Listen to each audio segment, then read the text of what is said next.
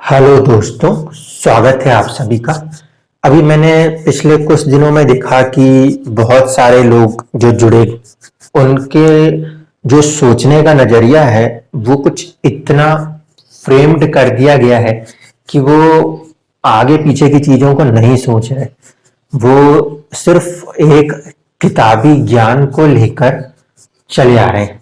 तो ये वीडियो मैं एक तरीके की बेसिक वीडियो के तौर पे आप लोगों के साथ शेयर कर रहा हूं और मेरा अनुरोध है कि सभी लोग एक बार इस बात को देखना और समझना, क्योंकि जिंदगी के अंदर चीजें दिखनी चाहिए तो कुंडली को मानेंगे। अगर जिंदगी के अंदर चीजें नहीं दिखाई देती तो फिर कुंडली को मानने का कोई भी कारण समझ में नहीं आता। तो पहली चीज ये कि आपको बेसिक्स अगर आती है तो अच्छी बात है, अगर आपको बेसिक्स नहीं आती तो भी कोई बड़ी बात नहीं है, सीखा जा सकता है। पहली जो चीज है वो ये कि बहुत सारे लोगों का मानना है कि मेरे तो नवम भाव में ग्रह है तो अच्छा होगा। ठीक है, पहली चीज ये कि नवम भाव में कोई ग्रह है तो अच्छा होगा। आप इस बात को पकड़ के चलते हो कि कुंडली में पहला भाव, पंचम भाव, नवम भाव बहुत अच्छे होते हैं। ठीक है, कोई बुराई नहीं है। आपको यह भी सिखा दिया जाता है कि यहां पे आ जाए तो किस्मत से मिलेगा। अब किस्मत से मिलेगा वहां तक भी चीजें ठीक है, समझ ली कि किस्मत में क्या चीजें मिल सकती हैं वो आपको मिल जाएंगी। लेकिन क्या हमेशा नवम भाव में ग्रह आना अच्छा होगा या बुरा होगा? थोड़ा सा इसको जिंदगी में से कोशिश कीजिए ना समझने की। नवम भाव किस्मत है। किस्मत आपको बहुत बड़ा पद दे सकती है। किस्मत हो तो आप किसी बहुत अंबानी जैसे फैमिलियों में, अडानी जैसे फैमिलियों में या गांधी जैसी फैमिलियों में जन्म ले सकते हो। वो किस्मत है। क्यों? क्योंकि किस्मत वो चीज है जो कि आपको गिफ्टेड हो सकती है। जो चीज गिफ्ट हो सकती है वो किस्मत होती है। हर चीज गिफ्ट नहीं हो सकती।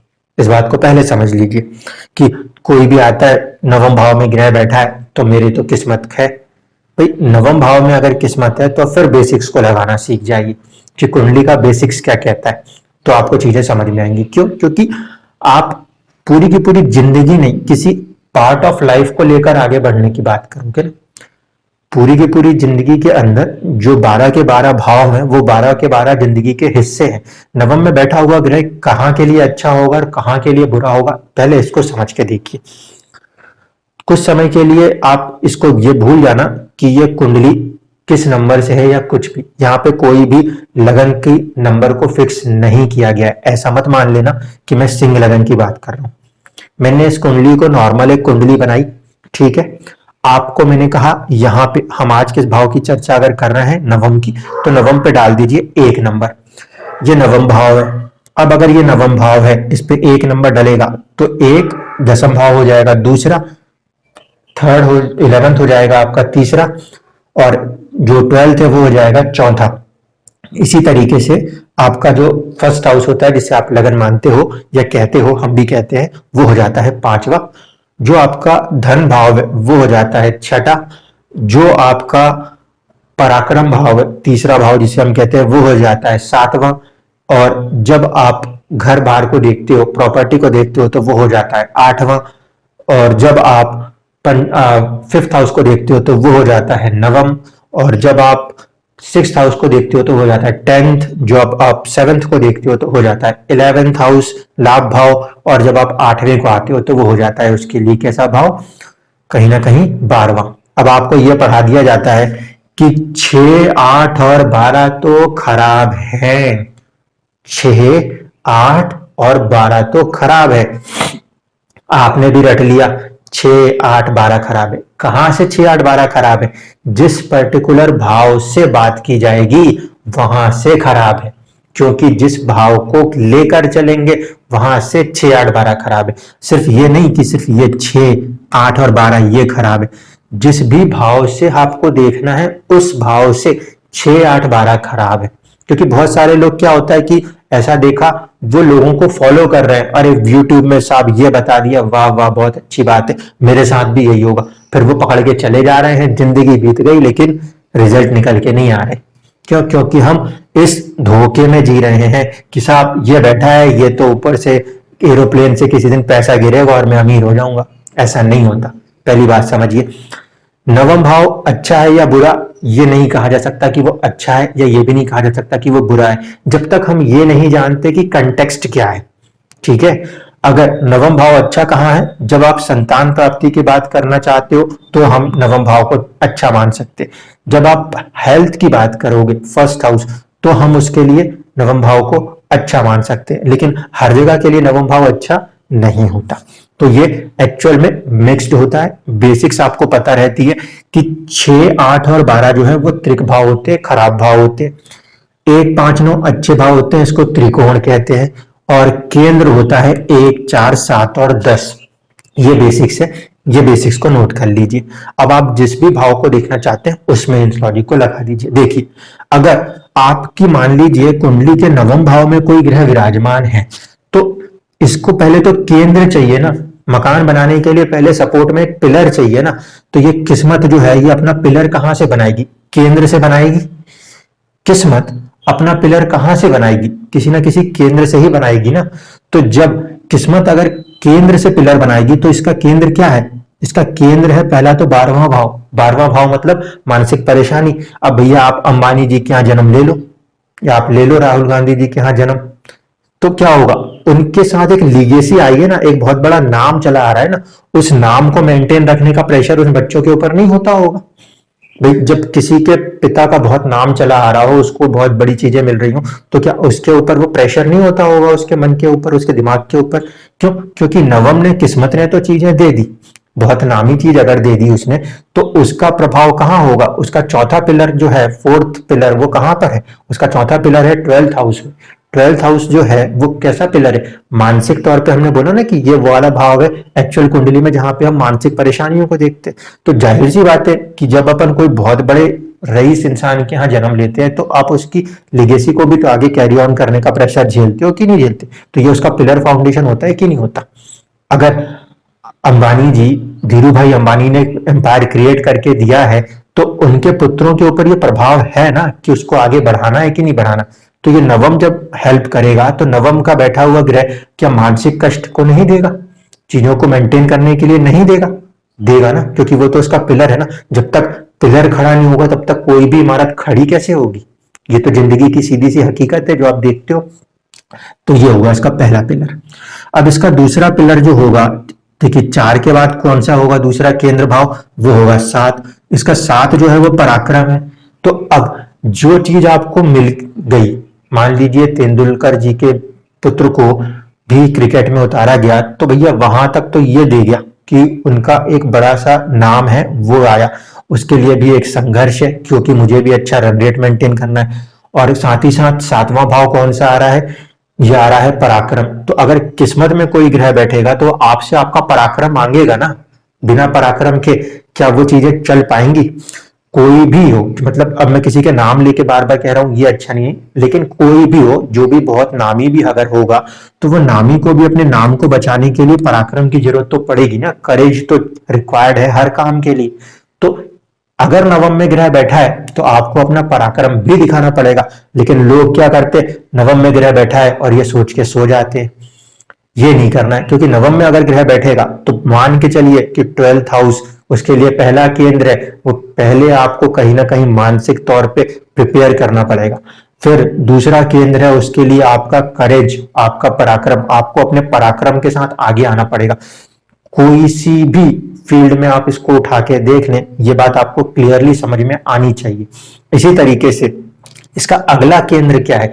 अगला केंद्र होता है 10 नंबर। तो 10 नंबर कहां आता है? छठे भाव में। छठा भाव किसका है? रोग, रिपु, कर्ज या फिर संघर्ष का। क्यों? क्योंकि यहां पे आते आते क्या है? संघर्ष। तो अगर किस्मत में कोई ग्रह बैठेगा तो क्या वो इन 4 भावों से उम्मीद लगाएगा कि नहीं लगाएगा? तो पहले वो इन 4 भावों को मजबूती देगा कि नहीं देगा? क्योंकि केंद्र में बैठे हुए ग्रह आपस में एक दूसरे पर प्रभाव तो करेंगे, ये तो सब जानते हैं, ये बेसिक्स है। ठीक है, तो केंद्र के होने के कारण अगर नवम में कोई भी ग्रह बैठ गया तो आप भाग्य भरोसे नहीं बैठ सकते। उसको भी समझाऊंगा। आध्यात्मिक चीजें बिल्कुल क्लियरली दिखनी चाहिए, कोई बड़ी बात नहीं। नवम भाव में अगर कोई ग्रह बैठ गया तो उसका जो फाउंड पिलर है जिसपे कि वो खड़ा है, वो पिलर है 12th हाउस, मानसिक कष्ट। वो जिसपे खड़ा है उसका दूसरा हिस्सा है कौन सा, करेज। आपके अंदर जो एक कार्य करने के लिए जागरूकता होनी चाहिए, करेज होना चाहिए, पराक्रम होना चाहिए, वो। और संघर्ष, क्योंकि बिना संघर्ष के किस्मत का कोई भी मतलब नहीं। जिस इंसान ने अपनी जिंदगी में संघर्ष किया होगा उसके लिए किस्मत साथ देगी। जिस इंसान की कुंडली में छठे घर में ग्रह बैठा होगा, छठे घर के अंदर ग्रह बैठा होगा, उसमें भी यही बात लागू होगी। लेकिन देखिए यहां से ये चौथा है यानी कि सुख भाव है, तो संघर्ष जितना होगा उतना किस्मत का सुख मिलेगा। अगर छठे भाव में ग्रह बैठेगा तो ये उसके लिए सुख भाव है। तो यहां पे अगर ग्रह बैठेगा, संघर्ष कराएगा, तो किस्मत का सुख देगा। लेकिन अगर किस्मत के अंदर ग्रह बैठ गया, नवम भाव में ग्रह बैठ गया, तो उसका सुख कहां है? उसका सुख तो यह है ना कि मानसिक परेशानी। इसीलिए मैंने आपसे कहा था एक वीडियो में भी कि देखो नवम भाव में अगर कोई भी है सिचुएशन, तो नवम क्या है? पूजा पाठ। और 12वां घर क्या है? वो होता है दान पुण्य। पूजा पाठ का जो सुख है वो दान पुण्य में है। इसीलिए आध्यात्मिक साइड से अगर देखें तो इसमें अगर कोई ग्रह बैठा है और आप पूजा पाठ में हो और दान पुण्य करते हो तो आपको खुशी मिलती है। लेकिन अगर इसमें कोई ग्रह बैठा है और आप मटेरियलिस्टिक लाइफ के अंदर हो तो फिर आप दान पुण्य की बात नहीं करोगे, आप मानसिक कष्ट में रहोगे। ये पहली बात है, इसे आप नोट करके रखना। दूसरी चीज कि अच्छे क्या है, 1, 5 और 9, यहां पे जब कोई ग्रह बैठेगा तो वो आपके फर्स्ट हाउस को सपोर्ट करेगा। वो क्यों करेगा? क्योंकि अगर इसको एक नंबर मान लिया जाता, 8वें भाव को एक नंबर मान लेते और हम 8वें भाव से आयु तो देखते ही हैं, साथ साथ क्रोनिक डिसीज देखते हैं, तो ऐसी परिस्थिति में यहां पे बैठा हुआ ग्रह इससे क्या हो जाएगा, यहां से पे बैठा हुआ ग्रह इससे एक घर आगे चला जाएगा। यानी कि अगर ये एक नंबर लिख दूं तो ये दूसरा है। देखो किसी भी भाव को आगे वाला बढ़ाने के लिए उसे पॉजिटिविटी देनी है। तो जब कभी भी यहां पे कोई ग्रह फॉर्म आएगा तो वो कहीं ना कहीं इसको पॉजिटिविटी देने की कोशिश अगर करेगा तो आप उस पर काम करके अपनी हेल्थ को मेंटेन कर लोगे। यहां पे बैठा हुआ ग्रह इससे एक घर आगे होगा तो उस कंडीशन में वो इसको अगर बढ़ावा देता है तो उस पर काम करके आप अपनी हेल्थ को, अपनी पर्सनैलिटी को सपोर्ट कर लोगे। मैं ये नहीं कह रहा कि वो ग्रह करेगा, कर्म तो आप करोगे, ग्रह तो सिर्फ बताएगा। इसी तरीके से ये आपके लिए कौन सा है? ये है 5th हाउस, चाइल्ड का हाउस। और यहां से इसकी फॉर्मेशन अगर देखी जाएगी तो ये पंचम नवम का सिद्धांत है। इसलिए संतान की उत्पत्ति में लोग प्रयास करते हैं, साथ साथ वहां किस्मत की बात की जाती है। तो यहां के लिए भी इसकी जरूरत पॉजिटिव है। तो इस पे और इस पे ये पॉजिटिव इंपैक्ट रखता है, ठीक है। लेकिन यहां पे बैठा हुआ ग्रह लिख के ले लीजिए कि अगर उसने दशा चला दी, अंतरदशा चला दी, कहीं भी हुआ, तो वो आपसे मानसिक परेशानियां, आपका करेज और आपका संघर्ष मांग के ही आगे चलेगा। अब एक बात और कि जब कभी भी कुंडली के नवम भाव में ग्रह बैठेगा तो समझ लीजिए कि इस वाले से अगर इसको एक नंबर मान लें तो इससे ये क्या है? 12th है। इससे ये 12th होगा। इसको इस तरीके से नंबर लिख के भी समझा दे रहा हूं कि अगर मान लीजिए ये वाले भाव को हम देखें, यहाँ पे नवम में ग्रह बैठा है और जातक का सवाल है कि भैया मेरा स्टेटस, मेरा प्रोफेशन, मेरा कैरियर, तो उस कंडीशन में ये भाव इंपॉर्टेंट है, एक नंबर। ये है इसका दूसरा, ये है इसका तीसरा। अब इस परिस्थिति में देखेंगे तो ये है इससे 12वां। इसीलिए अगर किस्मत की भाव में कोई ग्रह बैठ गया है तो उसकी दशा, अंतरदशा कर्म वाले से क्या हो जाएगी? 12th हो जाएगी। कर्म वाले से 12th हो जाएगी। ऐसी परिस्थिति में इसकी दशा अंतरदशा आपके किस्मत को तो चमकाएगी, लेकिन फिर वो किस्मत क्या मांगेगी? वो किस्मत मांगेगी मानसिक कष्ट, वो किस्मत मांगेगी पराक्रम, और वो किस्मत मांगेगी आपसे संघर्ष। तब ये जाके इसको रिजल्ट करेगी, ये समझिए। या जिस तरीके से ये लिखा है इससे भी अगर ध्यान से आपने बेसिक एस्ट्रोलॉजी पढ़ रखी है तो इस लॉजिक को आप तब भी लगा सकते हो। इसमें कोई बहुत बड़ी बात नहीं हो रही कि मैं आपको कुछ नया सिखा रहा हूं। अगर ये पहला भाव है तो ये दूसरा भाव है। अगर आपके लिए जो आप लगन एक नंबर लेते हो या पहला भाव लेते हो तो पहला भाव आपके शरीर को चलाने के लिए आपको भोजन की जरूरत पड़ती है, दूसरा भाव है ना। तो अगर भोजन की जरूरत पड़ती है तो किस्मत का भोजन क्या है? आपका कर्म है। किस्मत को चलाने के लिए उसका भोजन क्या है? आपका कर्म है। किस्मत का पराक्रम क्या है? किस्मत का पराक्रम है आपका लाभ। किस्मत के लिए नवम में कोई भी ग्रह बैठा है तो उसका भोजन क्या है? कर्म। उसके भोजन के बाद उसका जो पराक्रम है वो क्या है? वो है लाभ, क्योंकि अगर लाभ होगा तभी तो हम मानेंगे कि हम आगे बढ़ रहे हैं। और इसी किस्मत के लिए जो उसका सुख है वो क्या होगा? वो एक्चुअल में होगा दान, या फिर अगर मटेरियलिस्टिक पॉइंट में चलेगा तो वो क्या होगा? खर्च हो जाएगा। क्योंकि जो चीजें हैं वो खर्च हो रही हैं, तो इंसान अपने ऊपर जब चीजें खर्च करता है तो वो थोड़ा सा मानसिक शांति कह लो या कोई मटेरियलिस्टिक गेन को कर रहा होता है। इसीलिए तो नवम में जब भी कोई ग्रह बैठेगा तो पहली इंपॉर्टेंट बात ये ध्यान रखना कि भूल जाना कुंडली क्या है। नवम को आप पहले भाव की तरह ट्रीट करना और बेसिक्स लगाना शुरू करना। 6, 8, 12 अगर इसमें कोई ग्रह बैठा है तो इससे 6, 8, 12 क्या है? इससे 6, 8, 12 है धन का भाव। इससे 6, 8, 12 है कौन सा? आपका चतुर्थ भाव। और इससे 12वां क्या है? वो है आपका 8th हाउस। तो इसके लिए वो क्या करेगा? कुछ ना कुछ परेशानी बना देगा। क्यों बना देगा? देखो, अगर इंसान बहुत ज्यादा धार्मिक नेचर में जाता है ना तो फिर वो बहुत ज्यादा मटेरियलिस्टिक गेन्स यानी कि किस में नहीं जाता, वो ज्यादा पैसों को सुरक्षित रखने में नहीं जाता। और जब इंसान पूरी तरीके से धार्मिक उसमें आता है तो फिर वो संपत्ति वाले भाव भी उसके लिए इच्छा मर जाती है, मृत्यु वाला बन गया 8 नंबर, ये सिचुएशन। और ये 12वां क्या है? ये 12वां जो है ये बेसिकली आपका जीवन को दिखा रहा है, तो इसके अंदर तो ये लालसा हो जाती है पूरे प्रभु को पाने के चक्कर में, इसलिए इसको मृत्यु का भी कुछ नहीं रह जाता। तो जब नवम को पोजीशन करते हैं तो उसमें बैठे हुए ग्रह कई बार जिंदगियों में धन का नुकसान दिखा सकते हैं या फिर आपको संपत्ति का नुकसान दिखा सकते हैं। क्यों? क्योंकि इस भाव से ये 6 और ये 8 होते हैं।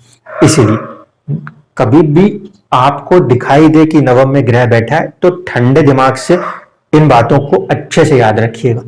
बुनियाद खड़ी होती है केंद्र पर, पिलर पर, और इससे पिलर जो होते हैं वो गलत घरों में आते हैं। इसीलिए अगर यहाँ पे कोई भी ग्रह बैठेंगे और वो दशा अंतरदशा में या वो अपने आप में काफी बली होके चल रहे होंगे, यानी जिंदगी में जो हम देखते हैं आपका षडबल, उसमें वो काफी बली ग्रह हैं और वो यहाँ कनेक्ट हो रहे हैं, तो लिख के रखिएगा। मानसिक परेशानियों के साथ आपको निकलना है, अपने पराक्रम को दिखाना है, अपने कहीं ना कहीं संघर्ष पे चलना है, तब जाके आपकी किस्मत चलेगी। अन्यथा जिन लोगों को आप फॉलो करते आ रहे हो उनको फॉलो करते करते आप निकल जाओगे। ये बेसिक चीज आप वहां पे नहीं लगाओगे और उम्मीद करोगे कि ऊपर से कुछ होता, नहीं होता। क्यों?